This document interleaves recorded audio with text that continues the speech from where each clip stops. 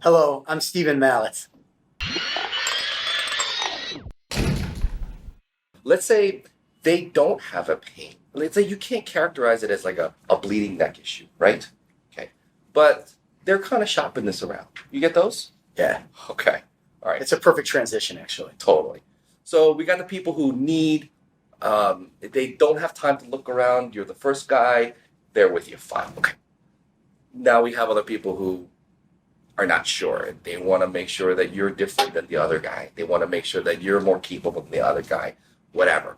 Let's talk about those types of prospects. The ideal situation, somebody will call, maybe they don't have a tremendous pain or urgency. Maybe they just need a simple agreement. Maybe they're looking for general counsel to represent them. Speak with them for a little bit, understand the scope of the services to ensure that you as the professional can help in the first place. We're assuming that the scope of services is within our wheelhouse in the first place. If you can invite that person in so they could sit with you, see how beautiful your office is, see how professional you are, see the windows and the view in the background or in your office, you can meet with them, look them in the eye, and ask them what happened or what's wrong or how can I help. And then, as Dan indicated, shut the F up and let them speak, which is different than what you were going to talk about, which I believe was competitive advantages. But Right. We'll get there in a second. Okay. Yeah. So somebody will want to maybe shop you on the phone right then and there. They might want to talk about price. They might want to talk about solving their pain by phone. Your objective and for you to discharge your duty is to get them into the office so you can speak to them and they could tell you what their issue is or what they need. Cool. Then they come in. Got it. So for you, in your industry, you want them face to face. I do. I want them face to face. I want them to see me. I want them to see maybe how I dress, my confidence, what I look like, all of the intangibles that you might not consider when you look at yourself in the mirror or when you prepare for work every day. You want somebody to come in, even if it's not within your mind, you want them to come in and sit with you and be able to see the business that you run. Huge difference between phone and in person, yes? I mean, For it's sure. logical, but they're in front of you, yes? Yes. Now let's talk about what you call competitive advantage. And that's his term for what we called unique selling propositions. All right. Same thing. We're just talking like we'll talk and we're gonna say, okay, guess what's gonna happen? We're gonna talk about the same concept, but we name it different things, right? Okay. So these are just fundamental laws in business and in sales. So competitive advantage. Okay. So tell me what that is in your perspective. Well, let's first talk about when you rattle off your competitive advantages. If somebody is calling you, they might have pain, they might have urgency already.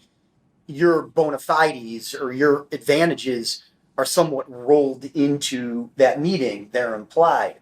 Very rarely do clients ask me why you above another, but you have to be prepared by way of an elevator pitch or if you meet someone to be able to say. So what I might say is, hello, my name is Stephen Malitz. I'm the attorney for the successful entrepreneur. I go to court for nuclear business disputes, but I draft careful contracts to avoid court in the first place. And I'll Stop. Okay, so I just want you to just stop for a second. All I heard when he was saying that are the things that would essentially perturb a pain point. So first of all, he already knows that the average client does not want to go to court. Yes? You're right. Ugh. Trust me, I don't want to go to court. Although we had a good time. We had some fun. The wording that you use is incredibly important. Avoiding a court. That's what people want to hear. Yes? Yes. And that's exactly what he's thinking. So let me ask you a question. Have you heard other pitches before from other lawyers? Well, what you'll see on LinkedIn or what you'll see in someone's bio is partner or attorney. Now, if you see somebody's tagline on LinkedIn, this might be going beyond what we're talking about. Hit me. If you see somebody that says partner under their picture as their summary on LinkedIn, partner in what? Partner in a consulting business, partner in legal, accounting. It doesn't make any sense. You have to be able to differentiate yourself when you speak. Now, you guys are doctors, so you're already differentiated. Right. Okay, so what would a tagline be if it wasn't partner? It would be attorney and trusted advisor to the successful entrepreneur. Boom. You see that? the languaging, and the reason why he has that languaging is because he is consistently in the perspective of his prospects, right? Yes. You have to. And this is why you come up with words like advisor to successful entrepreneurs. That's exactly what he does. Okay.